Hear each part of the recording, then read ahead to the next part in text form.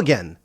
This is Daniel, your local game master and master of ceremonies, or the big GM of Odyssey, a Babylon 5 story. I just want to once again remind everyone, first of all, to say thank you for joining us. Thank you for showing up week after week. We know we've been doing this for a long time, and we still plan to do this for a long time, as we have a number of episodes still recorded. I think about another 60 or so, depending on how things break down. But if you really do like us, and you really do like what we do, I just want to remind you that there is a way you can support us without, joining a Patreon or sending us direct money or anything else like that. I have a book that is out on Amazon. It is a fun read called Faulty Destinies. Book 1, All the Wrong Places. It is a space opera comedic romance between bizarre star-crossed lovers, a man who is out of place and out of his depth at every given turn, and weird missions that have to happen while he may be being wooed by people who mean him well or not. Again, it is a lot of fun. You can find it on Amazon, and it is now available in paperback. We are excited to announce that it is now available in paperback, soon to be available on hardcover. Please, we would definitely love it if you guys would pick up a copy, leave us a review. Doesn't have to be a 5-star review, just however you want to be honest about it. We really appreciate the feedback. And I want to say thank you again for joining us. Thank you again for being here for this ride along with us. And again, I thank you for joining us, and I hope you enjoy today's episode, as well as Faulty Destinies, Book 1, All the Wrong Places. And now, our story.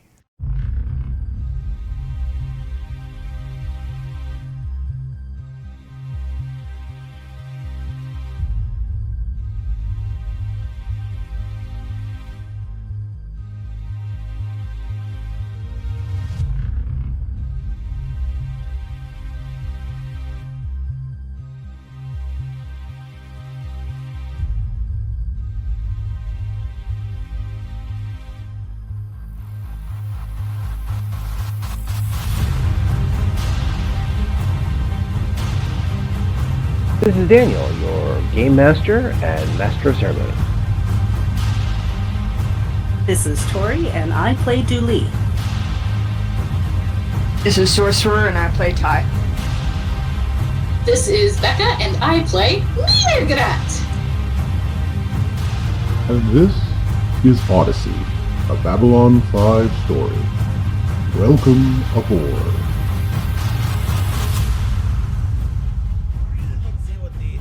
Of this is. I mean, it's a machine. It takes music and it spits it out and you get to sing it back. What is the appeal? I could do this going at any opera in the Santarem whatsoever. Well, not on stage. I wouldn't want to outshine the performers, no. But it's a very simple device. Why are the Earthers so fascinated with this thing? I can't even pronounce what it's called, and yet they come over night after night to sing whatever that comes to mind. And none of them, well, almost none of them, have the right key value to any of this. How can they possibly try to match this, Dion Celan? I think that's her name. Good performer, but, that is a good performer, not the people here. Oh, here, good. Somebody who wants to listen to me for a change. Everybody else, go. Continue. Go. Wait. You too. Well, you've come at an interesting time. You see, we've installed a new device that you Earthers are so obsessed with. I do not understand this obsession. Anyway, they call it the Kanorokai device or something. But that's not why you're here. We know why you're here. You're here to hear about the Tau Marie Celestia, or in this particular case, about Babylon Crystal. Yes, things are changing very well. Now, when we left last things, the crew had found Babylon Crystal with the model maker, a model maker named Lokai, who was a who was a worker Mimbari, who was given immortality by the Vorlon. How often do you get to say that in a phrase? However, he was given an obsession to refine and refit Babylon 4 as they knew it. So, our crew found it and bargained for one, in the hopes that Lokai would come with them, or at least allow them to leave with a available way to survive. But Lokai came with them because the bargain said they would show him Babylon 5, the successor to this great vessel from 1,000 years ago. And he could not possibly turn that down. But now that he sees the Tau Marie Celestia and what's on board, well, things are going to get difficult. Very difficult indeed. But to get to that point, we have to get to the bridge. And that means everybody else has to get to the bridge. Why aren't you getting to the bridge? So now you're basically staring down the other vessel. Everybody, I'm going to assume for the moment, as you get there, everyone gets to the bridge, because this is a big to-do. Even Mirgrat, who has, been doing non-stop research in one form or another, has probably realized at least a little bit that, maybe you should be where the action is so that you, A, can record what's happening, B, understand what's happening, and C, not get shot when things go bad.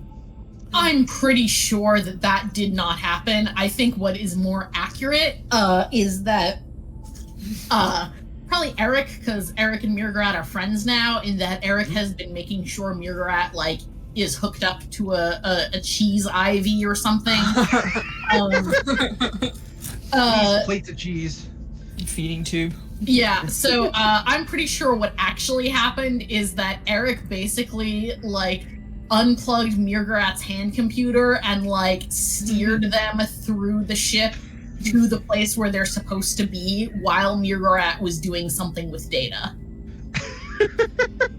Had to literally unplug you. Mostly just untether me.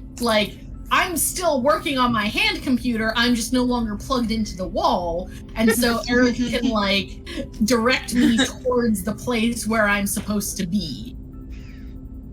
I expect you to just, wave, gesture vaguely over towards all your equipment and say, go use that to record that, and I'll review it later. While you're still crunching on various tablets and so forth, you are brought up to the ship, where I'll probably do this. I'm going to give Ty this little offering. Because it is a former replica of Babylon 4, and because it was still Mimbari held and recreated, everything else like that, there are uniforms. Not necessarily of Earth Force, but kind of this weird amalgamation between Earth Force and Mimbari robes. But they are technically, officers' uniforms. Does Ty grab one for herself because you're now kind of the unofficial captain of the vessel? No. Okay, just wanted to check. Very easy. Absolutely not. Okay. But yeah, so most people are on the bridge. Lokai is there. Everyone give me a sense motive check. Yes. I'm just going to tell you right now, I did not use any of my many, many skill points to up this skill. 22. 22? Okay. You've been rolling nothing but 22s. That is just damn funny. Statistically improbable. Yeah. I know. But possible. 21! There you go. And another 22. Maybe the universe is trying to tell us something about being 2022. I guess. Then what does it say about Mirgrat, who rolled the 21? Oh my god, is she still in the past? I would say that Mirgrat has been successfully distracted into last year. Miss Foley said, I'm not showing up, we're good. Okay, so I'll give it to all three of you because you made something decent. Mimbari are not necessarily known, particularly worker Mimbari, are not necessarily known for showcasing their emotions. They're not necessarily stoic, but they're more stoic than other species. But they can be riled, they can be brought forth into emotion, but they tend to be, by other species' perception, a little aloof. Lokai... They're Germans. Okay. Or in D&D terms, dwarves.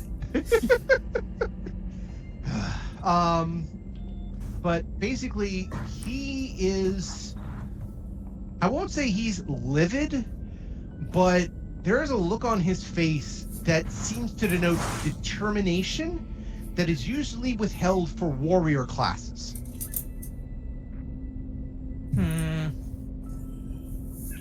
And so when the ship is in view, first of all, he also looks kind of fascinated because here's a vessel he's never seen before that looks not unlike his version of what he's been doing, even though, it doesn't look anything like it. Again, my drawing for the Marie Celestia is based a little off Babylon 4 because I think the design is neat, but it's like Babylon 4 designed by a Centauri in a lot of ways. Oh, I guess that's why he doesn't look so happy.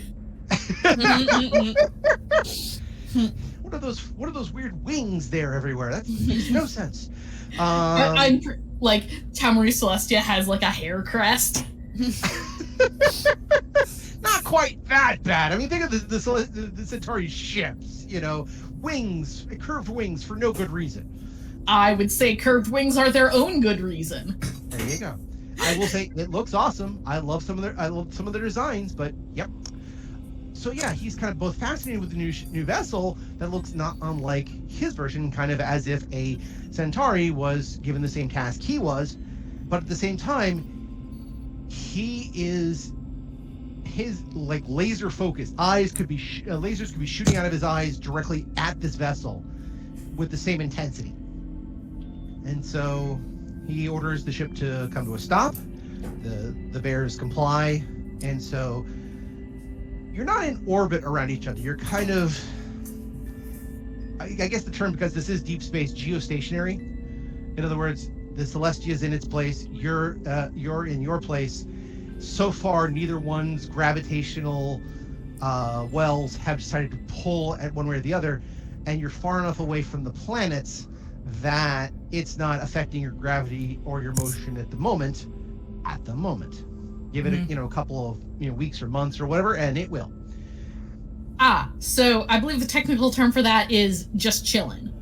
Fair enough. In the nebulous out there regions. So yes, you're maintaining the same distance from this. He looks over and he says, so that is where they are. Yes? Sorry, what was that? It was kind of clipped. Yep. Okay. I see. And we can only divine which are the Kulati and not which are the Yith and other species. Is this correct? I mean, we have some theories or ideas, but more or less. I understand. Who speaks Mimbari as a language? Nope. I don't have it as a feat, but I do have ranks in knowledge Minbari culture, and I have enough ranks that I can roll linguistics. Okay. Yeah, I have some linguistics. I can roll that. Okay. Yeah, I remember last time I said I wanted to start learning it, and you said, well, it's not necessary really for your class, but I said I'm still wanting to learn it, because I actually have ranks in language. I rolled a 16. 16? Okay. So you don't speak it, but you've got a little bit of what he's trying to say based on the candor. If Ty, you want to roll too, feel free. Sure. 10. I doesn't really get along with Mimbari, so... Yeah, you both rolled What are 4, we but adding? If we have it under... If you have it under fluency, you don't have to add anything. Oh, okay. I have it under fluency, but it says +2 to knowledge checks, so that's not necessarily language. No, that's more for knowledge culture. Okay. So I would just... That would give me just a 10 then, and that's not very good. Well, but how? I guess we lost all our 22s. Yeah, but everyone rolled 4s, which is funny. But no, again, you have the fluency skill, so you have pretty much enough to speak it in general terms. And so while your compatriots, because it's only the three of you there, not a lot of people you traveled with, they're all at their own stations or whatever. You're the person. Actually, also, Julie, give me a notice check. Ooh, okay. I have that really high, I remember. Yes. 26. 26. Perfect. So you catch that Lokai mumbled something under his breath in Minbari. And a couple of the other bears just kind of nodded and started continuing work with their stations. You're the first one. It takes you a second to realize what he said because he was a little bit low and kind of slow. And again, Minbari, you're still learning a bit of the language. It's a very subtle language for subtle people. But you're fairly certain he said, arm the weapons. Okay. Is this like a approach with gun ports open as a sign of respect thing? Well, you don't know because again, you can if you have knowledge culture Minbari. I do. Go ahead and make a roll on that one. Yeah, I actually have that also. Gonna roll a d20 instead of a d6. That would be helpful. 19. Not bad. And see, I see Julie rolled a 9. Okay. Yeah, horribly. So in this case, also I'll need from Mirgrat a notice check, please.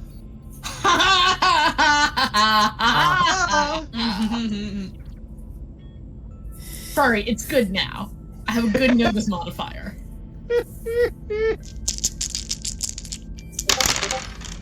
20. 20. Okay. So basically what happened is that Julie heard the phrase, prepare the weapons or arm the weapons. But she didn't have enough context to understand about Minbari culture and what that means at all. You just heard arm the weapons. Same way you would hear, prepare to fire the torpedo or something else like that. And you don't know exactly what that means. Now, Mirgrat never heard arm the weapons. You just saw somebody at the weapon station tapping a few buttons and hearing a few things go off, but you know Minbari traditions about approach with your gun ports open as a sign of respect. Exactly. So you two of you have very different ideas of what's about to happen. Yes, but which one of us is right? Because that's very important. It's a good question. If all I heard was arm the weapons and I don't understand what it is, I will probably look a little panicked and go over to Ty. Okay. Yes. He said something about weapons. I don't think that's a good idea. What did he say? Arm the weapons. Uh-huh. I know Babylon. The controls pretty well now, right? So I would be able to, see what weapons are being powered up. Give me an operations. Whatever operations you have will be fine. Okay. Excuse me. 15. So yes, you kind of go over to a couple of details. Look for defense screens are being active. A couple of the gun ports have been opened. A couple of the deterrents have been armed and ready for firing. This doesn't really bother me because we don't really know who's currently running the show on the Marie Celeste, so that's not right. The other ship. We don't really know who's currently running the show on the other ship, and for all we know, it's someone who might try to shoot at us. So really, if Ty had thought about it for 10 seconds, she might have done the same thing. So she's just gonna shrug a little bit and, all right. Okay. Okay, all right. Captain. And she'll back away. Okay. So, Mirgrat. Yes. What are you taking from this situation? I'm assuming that we're approaching with our gun ports open as a sign of respect. Okay. Your reaction leads me to believe that that is an incorrect assumption, but that's the one I'm making based on the information that I've been given. And also the fact that I'm still, like, loading stuff onto my Palm Pilot. All right. So, let's see here. Now is a good time for cards, I think. Oh, no. Let's see. Let's see here. All right. I'm going to do 3 cards. See what we get. Hit. All right. 1. This bodes poorly. Okay, no. It might bode poorly, but this is the hilarity. The first 2 cards I got were A, the path least traveled, and B, the road most traveled. Okay. The last one was hidden assets, so there's that. Shit's gonna get weird. Very okay. Oh god. Oh god. Okay. Good night, everybody. This has been a great game. Sorry, what'd you say? Like it wasn't gonna get weird anyway. All right, I did 2 more cards for clarifications and to see if I can find the connections between. The 2 cards were Point of No Return, which has a grave on it. No! And Unwelcome Arrival, which has the Grim Reaper on it. Oh dear. I object to these cards. I would like to make a complaint. Okay. All right. Okay. Can it be the Grim Reaper for the Kulati? Because they could probably use some Grim Reaping. Okay. Well, let's Maybe we're unwelcome to them. Maybe this is going to go great, you guys. Quick, everyone think happy thoughts and clap. All right, because I do like to err on the side of dramatics, and technically what's about to happen could be considered canon based on what I've been doing already, some of the predictions and so forth. But Hitchcock once said, if you have a bomb in a room, don't ignore it. Make sure there's a ticking clock and make sure the audience can see it when the people around the bomb can't. Okay, but Hitchcock was an asshole. He was an asshole, but a great storyteller. I'm just saying. Oh yes, his womanizing was absolutely horrible, but his movies were awesome. Yeah, like they say in Game of Thrones, everything after the butt. Funny, Padini has a similar phrase, but we won't go into that. Yeah, but Padini spells it B-U-T-T. Yeah. Yeah, he does. Yeah, he does. Oh. Nice and big, too. I was a huge fan. Yep.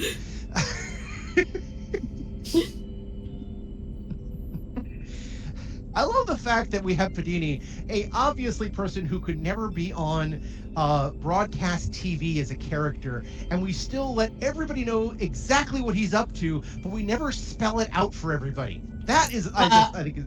I feel like 49 Narns spelled it out pretty explicitly.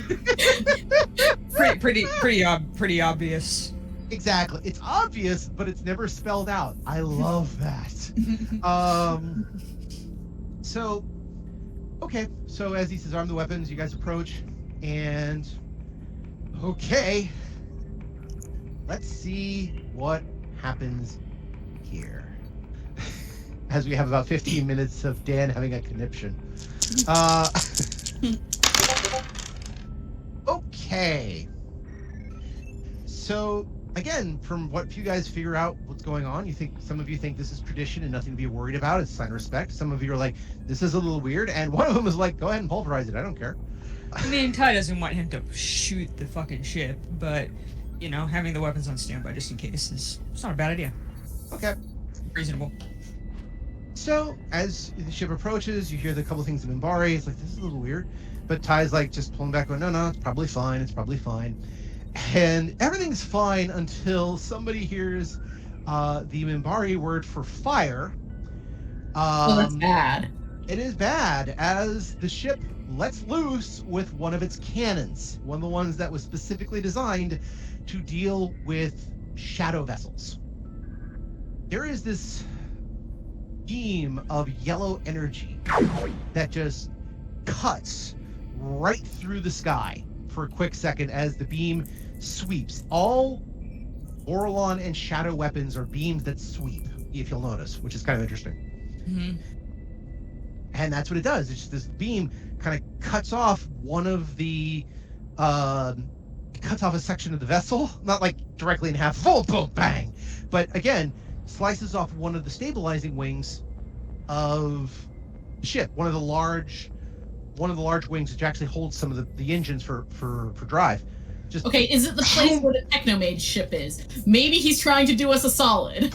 Actually, the Technomage ship is closer to the front in first class.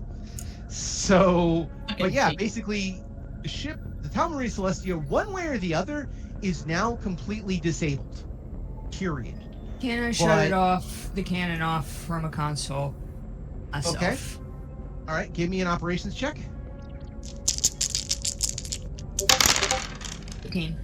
18. Okay, just let me check this here. I'm being extremely generous because I didn't do his entire stats. Okay. So yeah, you rolled an 18. He rolled a 1. So as he's screaming, continuing fire, or excuse me, I believe the Minbari phrase is "ah hell," absolutely canon. The phrase "ah hell" means continuous fire. Nice. It was in the show. I remembered that. As he's yelling, "ah, hell," and he is yelling it. He is not just, "ah, hell." It's more, "ah, hell!" Like a pirate is shouting as they're about to unleash a cannon fire. Which is even doubly scary from a freaking Minbari. These are stoic people. He's screaming battle cries, for God's sake. I mean, he's also been in isolation for 1,000 years. So, like, I'm not entirely shocked that he went fucking bug nuts. It's a little bit unhinged. But yes, so a significant portion of the back end of the ship has been just seared away. Just cleave, bit of explosion, boom. He did not roll a natural 20. Be thankful for that. He actually did roll a 25 after modifier, which is still pretty good. If he had rolled a natural 20 or anything over 30, this would be a very different game. And I had to put the die roll to decide this, because he let loose with one volley, and it's very obvious Tau Marie Celestia is not going anywhere for a very long time. Part of the ship, it has exploded. You start immediately hearing signals going off, comm signals, as people going, "What's going on out there? We're being attacked! Oh dear God, what is that? Why would you do this?" Oh, it's not even why would you do this. Besides the couple of people, nobody knows you're showing up with Babylon 4. Yeah. So, actually, could we call it Babylon Quattro so that we know that it's not the actual Babylon 4? Fair enough. You can call it a bunch of stuff. You can call it a Crystal Quattro, simply because it's technically more crystal than metal. But yes, Babylon Crystal. there you go. Sorry, Okay, you gotta admit, the phrase Babylon Crystal either sounds like a New Age meditation group. And now for the sounds of Babylon Crystal. Or it sounds like, "Hi, can I interest you in any Babylon Crystal? We have some of this in goblet form as well as in plates." Or it's like it's the drug of choice in a really bad sci-fi movie. Oh, I was thinking the drink that, the trick is basically remembering everything after that. Either way, dude, I need some Babylon Crystal. Okay, man, you've had too much. You need to go now. The year is 2534. The streets of Los Angeles are full of crime and Babylon Crystal. Unfortunately, also as a child of the 80s, I could also hear pops. Babylon Crystal. With all the craze of the Crystal Colas back in the day. See, I'm a child of the 90s, and so I have fond memories of Pepsi Blue. I used to get it when my mom took me to Blockbuster! All hail Blockbuster. So, yes, he just, say, open fire. Ty rushes over, give me this. Disable weapons. He yells fire again, continuous fire. And a couple of shots do come out, but they go wide. They very much just left and right. The comms are alive with, what's going on? Oh my god, we're being attacked. Who's attacking us? Why was this? And yes, there is message from Captain John Miller doing the, what's going on? Why did you attack? What's going on?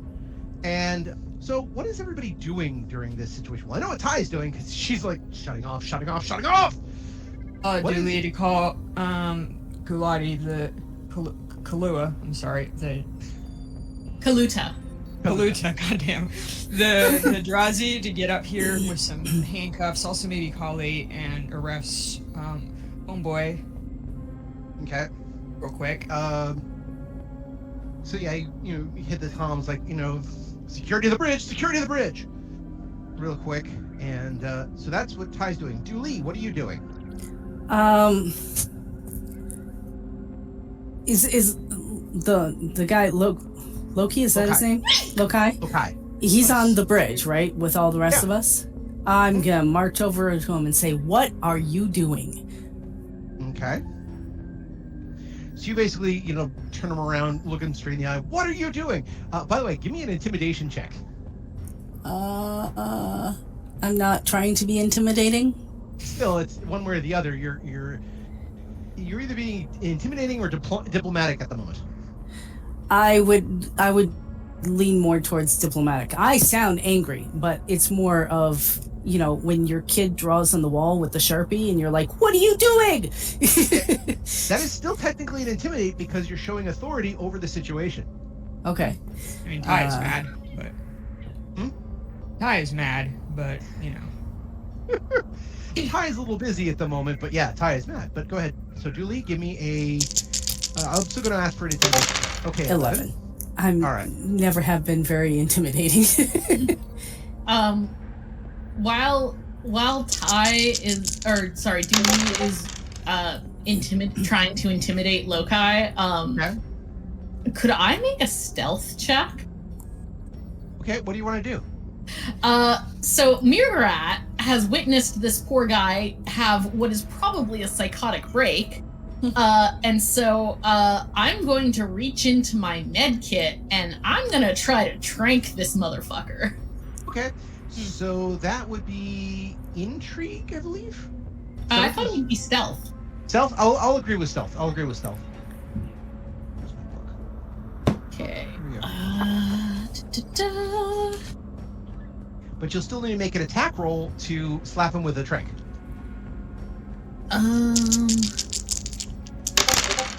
12. Well, okay. Technically, he's distracted, but let's see here. Quick I will notice. note my dex modifier is -1. Okay, so go ahead. I still need a quick attack roll. Okay, Actually, what is wait, the modifier on that? Oh, his? Okay, it's, what, you know what your base attack roll is, right? I do not, because I don't think I've made an attack roll this entire game, but I will look it up. Okay, so it is currently, you're doing a close combat, so that is a strength modifier, plus your BAB. Oh, yeah, I've got my close combat modifier. It's +3. +3? Okay, go ahead, roll a d20 +3. 11! 11. Somehow even worse. Well, okay, that's not bad. It's just a miss. I mean, in this particular case, you didn't hit his AC, so that's just a miss. You didn't quite get him, which is good. Although, go ahead and give me a medicine check, -5. Medical check -5. Okay. Just to warn you, my medical modifier is currently +20, so... Mm-hmm. Oh, wow. 26! Had to double check. Your modifier was 15. Yeah, because it was -5. Right. Thank you. Cool. So yes, I was doing a -5. You can math? Really? What I had to check there is because the reason I gave the -5 was you're grabbing into your bag for something to knock him out, and you're kind of doing it on the fly. I wanted to make sure you grabbed the right thing. And if you've seen Knives Out, this is actually a plot point. If I've seen what? Knives Out. It's a movie starring a whole bunch of people with directed by Rian Johnson. It came out recently. I have not seen it. Okay. It's a good crime movie. Anyway, it's on Amazon.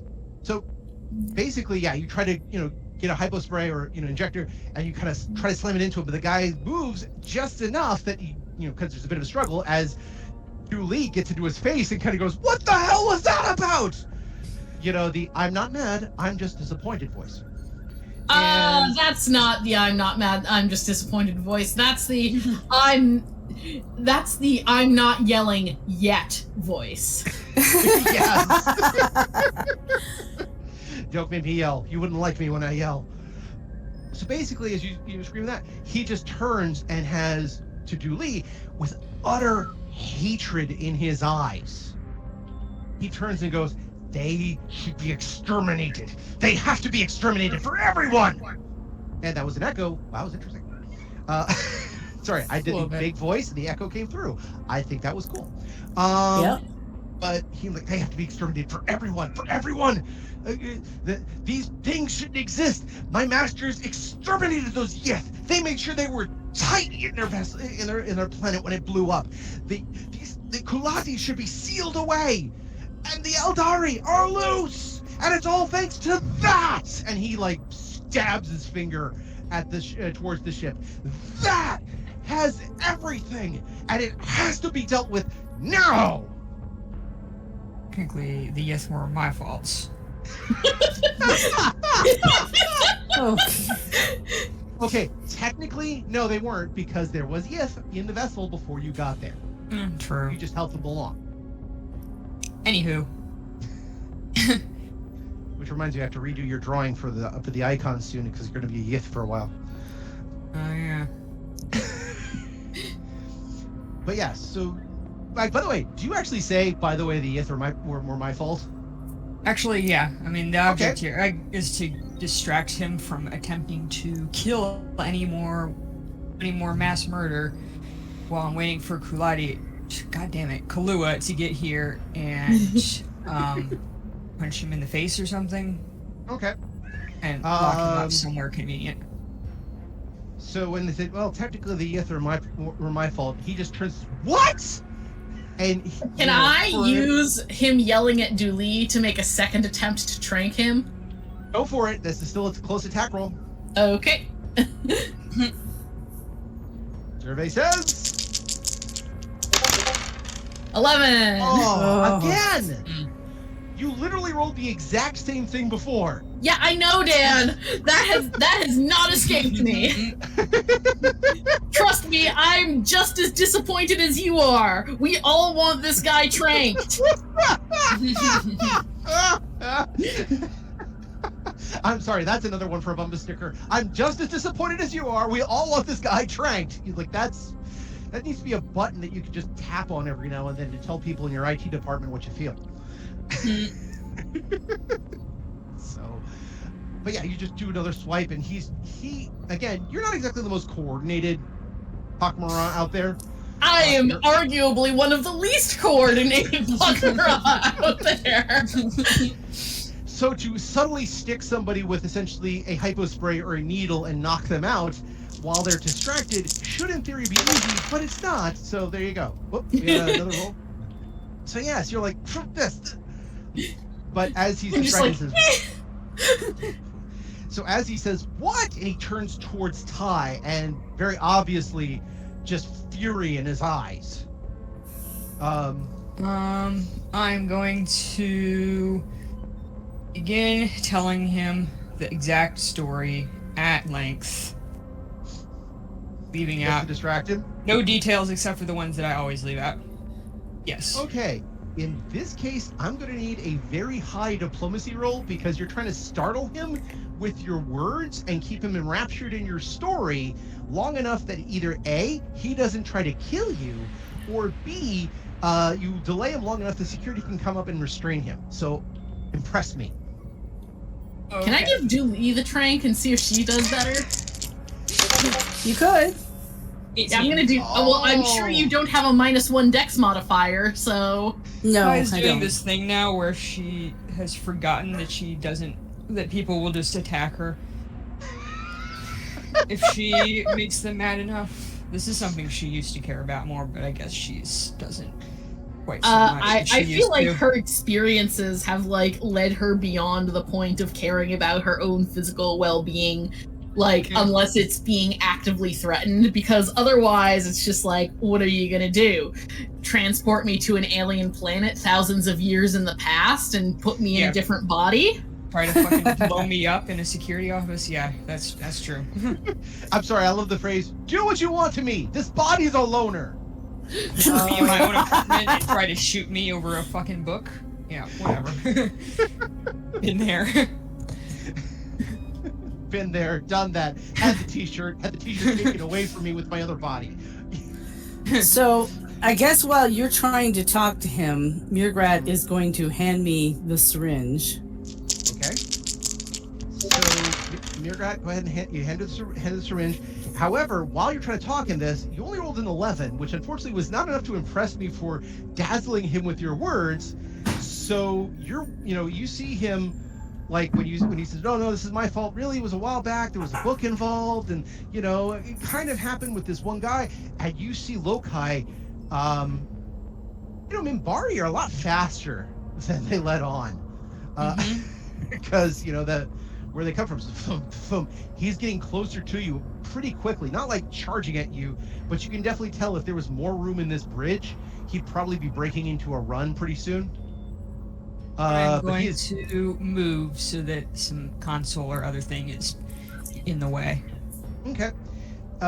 There's not a lot to work with. Again, you've seen the Babylon 5 bridge. It's kind of a ring with a thing in the middle. But again, you do try to kind of make it so that the pit in the middle is between the two of you. So you're kind of orbiting it. So as he goes to the left, you go to the left. Classic Duck, Duck, Goose scenario. Yes. Julie, I will go ahead and make an close attack to see if you can try to pounce on him and hit him. If you want to make a grapple check first to see if you can just hold him down, you're welcome to do so. Yeah, I still don't have very good strength, so I'm thinking that's not a good choice. So close combat attack. Yes, close combat attack. Okay, so on the first page of your character sheet... Okay, no, it's fine. Yeah. On the first page of your character sheet, under attack bonuses, just go to the close combat row and then go and look at the... And then there's a blue bar under it that says close combat attacks, and your modifier is just going to be there. It's going to be plus some number. Plus 2, yeah. Oh god, you're worse than me. How is that? Yeah. Oh, because it's strength-based. You asked about dex, and I do have a high dex, but I don't have a high strength. I assumed it was dex-based, but it's strength. Oh well, maybe you're just luckier than I am. I've been rolling shit. If you have weapon finesse, then yes, it would be dex-based, but nobody took it, which is fine. You guys were making talking characters rather than fighting characters. So, in this case, once again, like with the incident in the armory, it's not quite the uncoordinated versus the uncoordinated, nor is it like one of those incidences where the mighty charge each other and then they kind of do that, slap fight where they put their hands out and try to slap other people while putting their heads back. But it's close. Sorry, I'm my partner has just come in and mentioned that it should be impossible for our bonuses to be this low, even if we're multi-classing. See, that's a good question. We might be doing something wrong. Yeah, I'm sure something's wrong. Let me get the book real quick. I thought I was just weak. Yeah. I mean, I thought I was just weak too, because like I'm not a good combat character. All right, Julie, you are a lurker agent up until this last one, right? Lurker, was 5 agent, lurker, and then officer. Do you actually take officer? Yeah, I took. That's right, you did. Aren't we supposed to be like 8th level now? Yes. Yeah. Yeah. So 5 agent, 1 lurker, 1 officer, and then when I upgrade, I'll be a true seeker. Okay, that's part of the problem. Your base attack for lurker is 0. For the level 1. For the officer, level 1 is a +1, and then your agent, you said was +5? Yeah.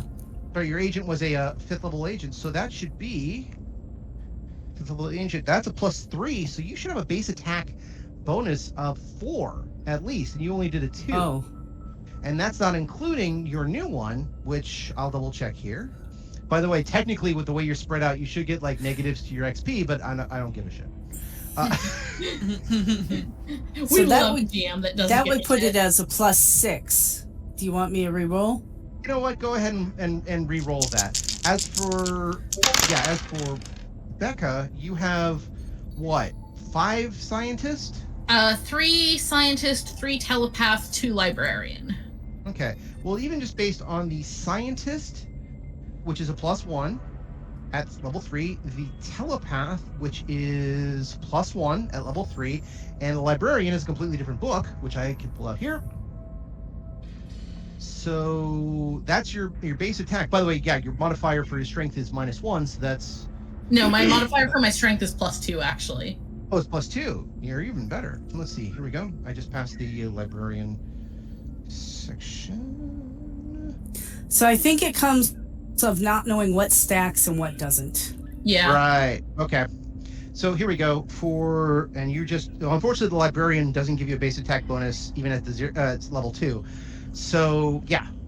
Again, your stats were way off because you rolled...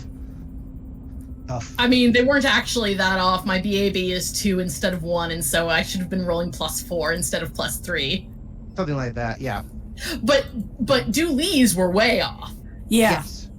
So I have a +6. So I know. my roll with my +6 is the result of 21. Okay. That was for the grapple? Go ahead. That's No, fine. not the grapple. I have the syringe. Okay, So so I'm you're trying just to. gonna pound him Yeah. in. Okay. As we're almost at time, I think that's appropriate. So, in the duck, duck, goose that is going on, by the way, the bears are just standing there watching him run around this thing as Ty is running in the other direction. They have no idea what's going on. They're just kind of okay. Whereas Dooley and Mirgrath and Eric, who's also there because Eric got you up there, which I have to make stats for. Basically, you guys just move around. You know, the pak'ma'ra kind of like nudges Dooley in the ribs, hands the syringe, or hands the hypo spray. Dooley's kind of got it. And as Lokai comes around again, his eyes severely locked on Ty. For dramatic sake, what's about to happen is probably apt, where in that stretch away of that turn, as they come towards you, just as Ty, goes past, and Lokai is decreasing the distance between the two of them, Dooley leaps out and tackles the full leap tackle of Lokai and slams the hypo spray into his neck. And just does the whole grab. Okay, yeah, and then probably does the stroking of the head bone, kind of go, sleep now, go ahead, sleep, relax, sleep. And What comes to mind is the Firefly scene where he's like, and the angels thud. Kinda, yeah. It takes a few minutes for it to kick in because it's not instantaneous, but it's enough to tranquilize them and then down.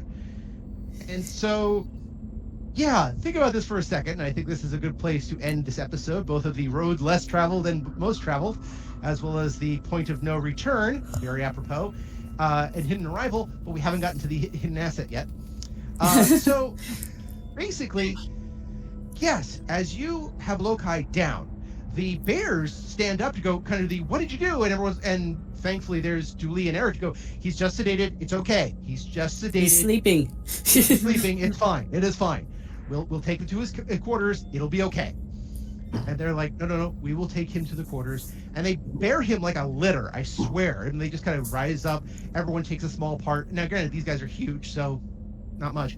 And they carry him out reverently towards the quarters and pass Kai and Kaluta, who are coming in, going, what's going on? And there's literally Kali with a PPG in one hand and binders in the next. We have already saved the day!